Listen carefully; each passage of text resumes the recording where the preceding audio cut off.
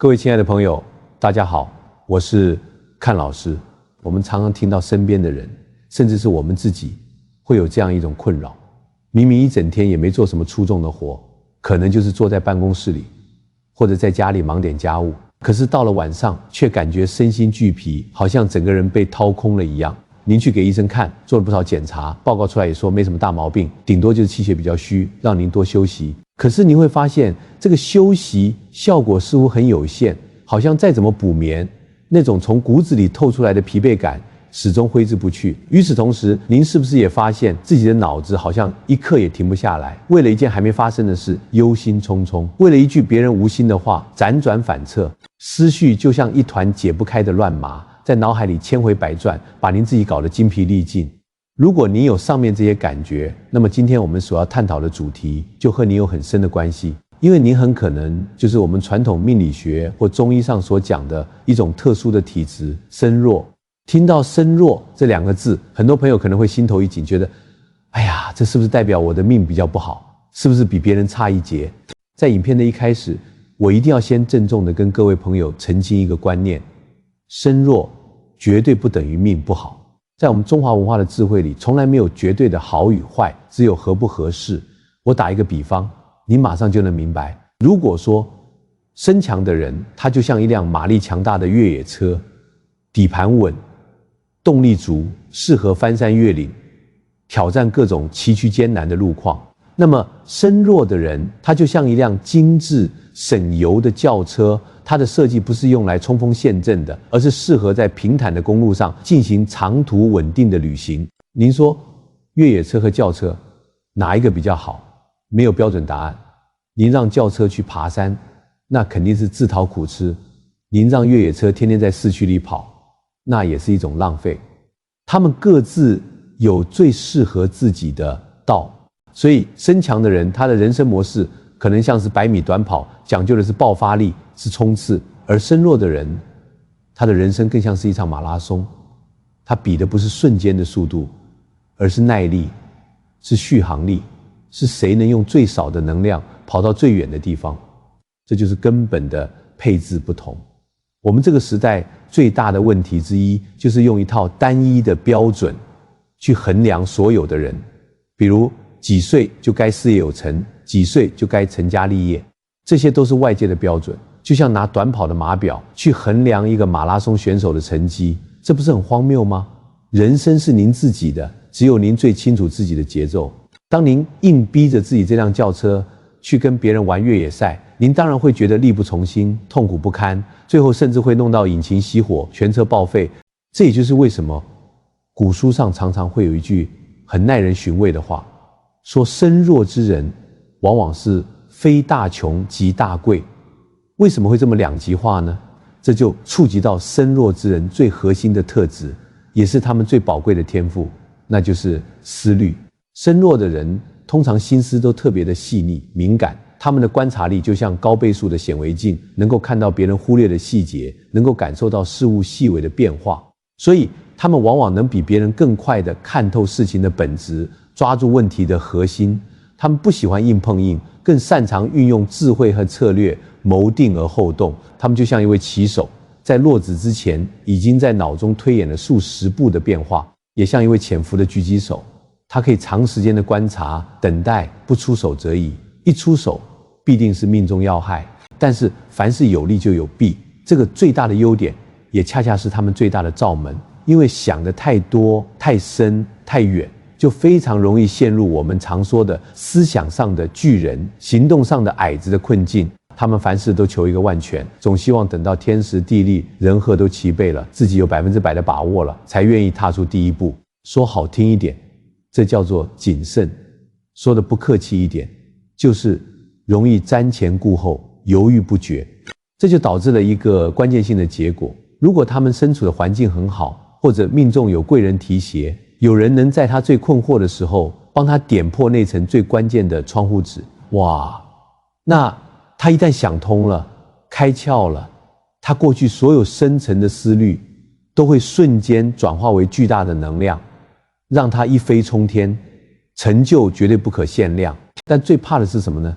最怕的是他们身边缺乏指引，看不清方向，于是他们那宝贵的如同精密仪器般的大脑没有用来思考宇宙人生的核心规律，反而被日常生活中无数的鸡毛蒜皮、人际关系的纷纷扰扰给占据了。各位朋友，这就是最可怕的精神内耗。您的心就像一个一直在空转的引擎，它没有产生任何前进的动力，却在不断的燃烧您宝贵的气血和能量。久而久之，当您发现自己想也想不通，做也做不好，就会陷入一种深深的无力感，最后可能就真的选择躺平了。身强的人说躺平可能只是休息一下，喘口气；身弱的人一旦真的躺平，那可能就是万念俱灰，彻底熄火了。大家不妨对照一下，您觉得自己是属于谋定而后动的马拉松型，还是先做了再说的短跑型呢？那么到底是什么造成了身弱之人这种巨大的能量消耗呢？很多人有个根本的误解，以为身弱就是身体不好，于是就拼命的吃补药做运动。这些有没有用？有用，但没有打在要害上。身弱的本质是能量低落，而我们的能量主要有2大来源，一个是身体的精，一个是精神的神。黄帝内经里讲，静则神长，躁则神亡。意思就是说，您清静的时候，您的神是内守的，能量是饱满的；您焦躁不安的时候，您的神是外泄的，能量是在耗散的。我们维持身体机能，比如呼吸、心跳、消化，所消耗的能量其实只占了总消耗量的一小部分。真正消耗我们能量的大户是我们的大脑，是我们的心神。我举几个生活中的例子，您就能体会。您有没有过这样的经验？有时候跟人家大吵一架，虽然没动手，但吵完之后却感觉手脚发软，头昏脑胀，比跑了3000公尺还累。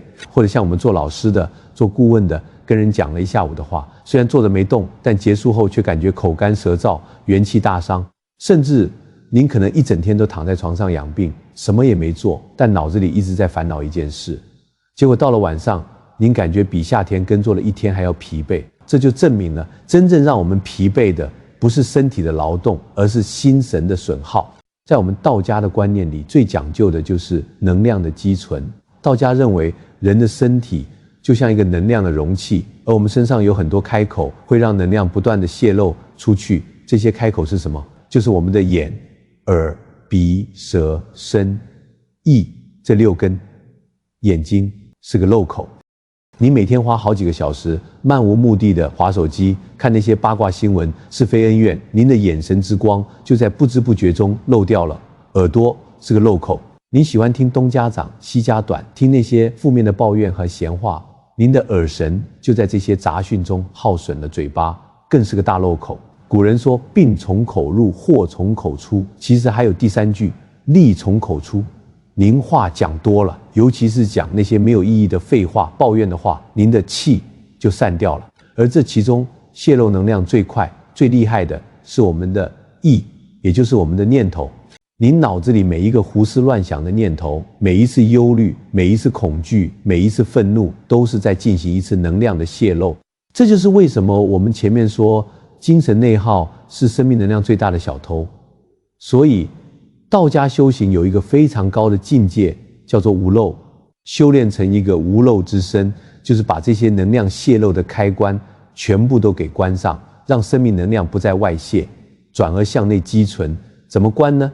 最直接、最有效的方法就是静坐。您看，当一个人静坐的时候，他做了什么？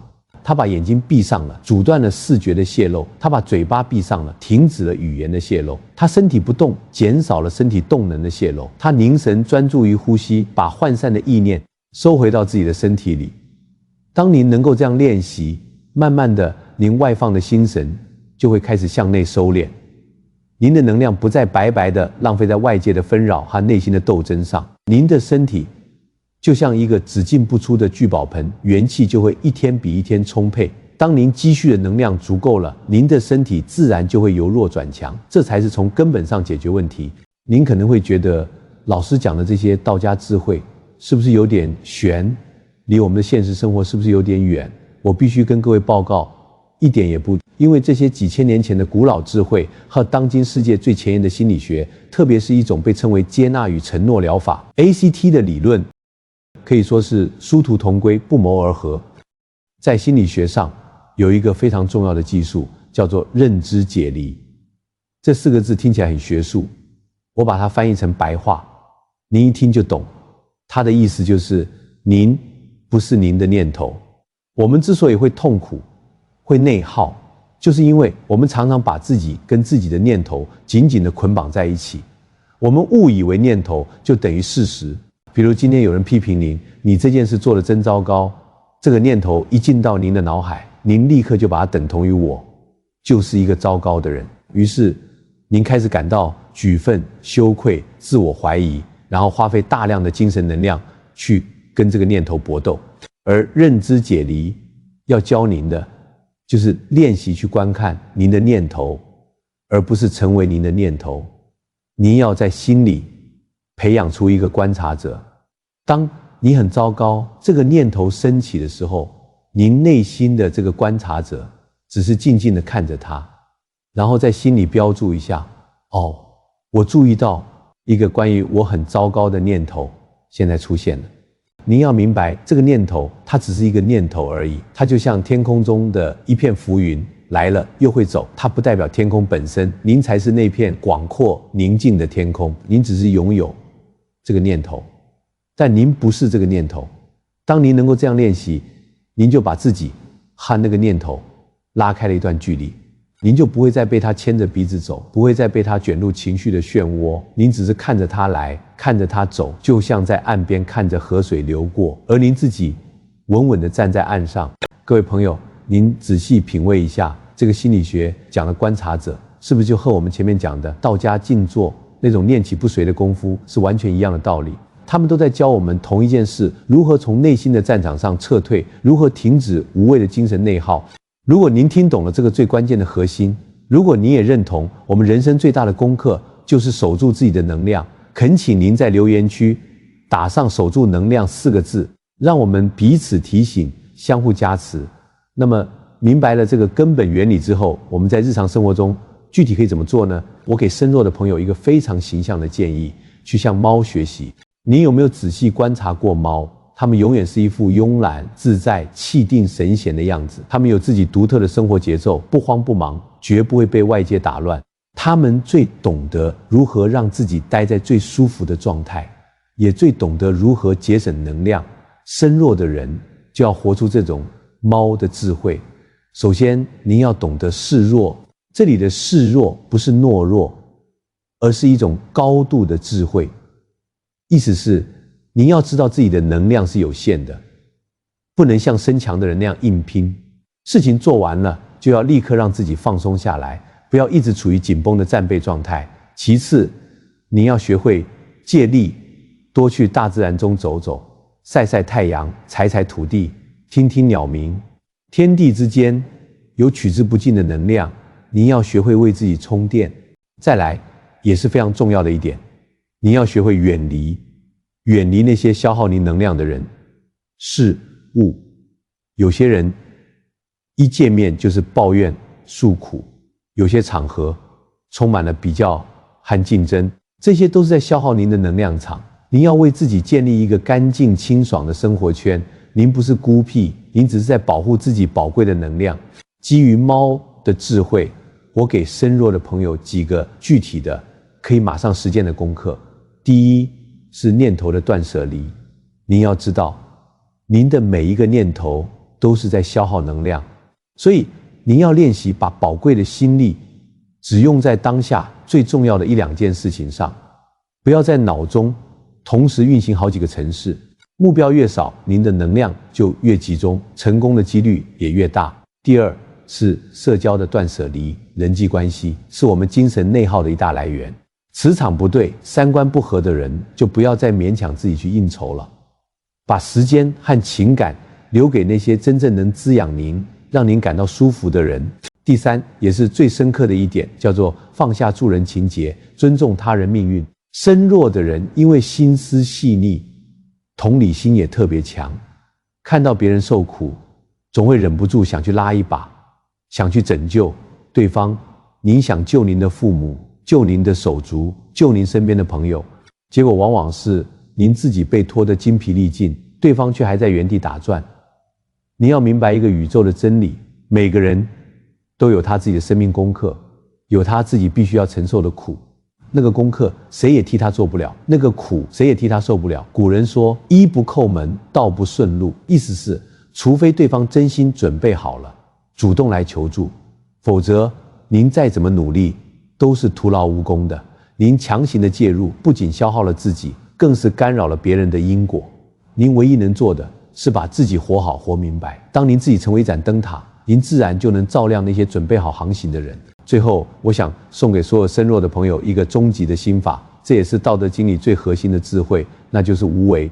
这个无为不是什么都不做，而是不妄为，是不去强求，不去控制。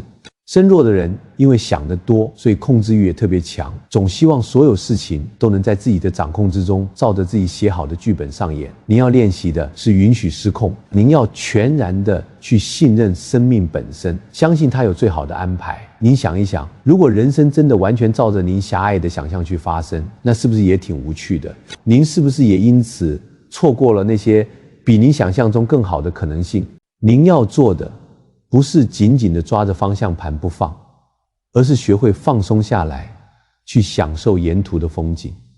我给您一个具体的练习方法，您可以把它当作您的人生态度。您要用最积极、最严谨的入世精神去学习、去工作、去赚取您应得的财富，但是您要用最放松、最随缘的出世心态去面对人际关系、情感纠葛以及所有您无法控制的结果。当您能做到尽人事而后听天命，您会发现您人生中90%的烦恼都会烟消云散，您不再内耗，您开始与生命之流共舞。总结来说，亲爱的朋友，身弱从来不是一个诅咒，它是一份需要您用智慧去拆开的礼物。您的敏感，您的深思是您最珍贵的财富。您不需要去羡慕那些横冲直撞的人，您有您自己的道路。您的道路是以静制动，以柔克刚，请您务必记住，停止内耗，积蓄能量，是您此生最重要的功课。您就像一根蜡烛，过去您的烛火一直在风中摇曳，耗损得特别快。从今天起，请您为自己建一个避风港，让您的烛火安静、稳定地燃烧。当您的能量不再泄漏，当您把所有心神都收回到自己的中心，您会发现您的身体会越来越好，您的心会越来越定，您的智慧会越来越高。总有一天，您会积蓄到足够的能量，完成了惊人的一跃。到那时，您过去所有受过的苦、流过的泪、深夜里的辗转反侧，都将化为您化龙升天时最雄厚的燃料。如果今天的内容对您有一点点的启发，请您帮看老师按一个赞，并且将这支影片分享给您身边那位您觉得总是想太多、心太累的亲人或朋友。您的每一次分享都是一次温暖的提醒，一份善意的传递。好了，今天的节目就到这里，我是看老师，我们下次再会。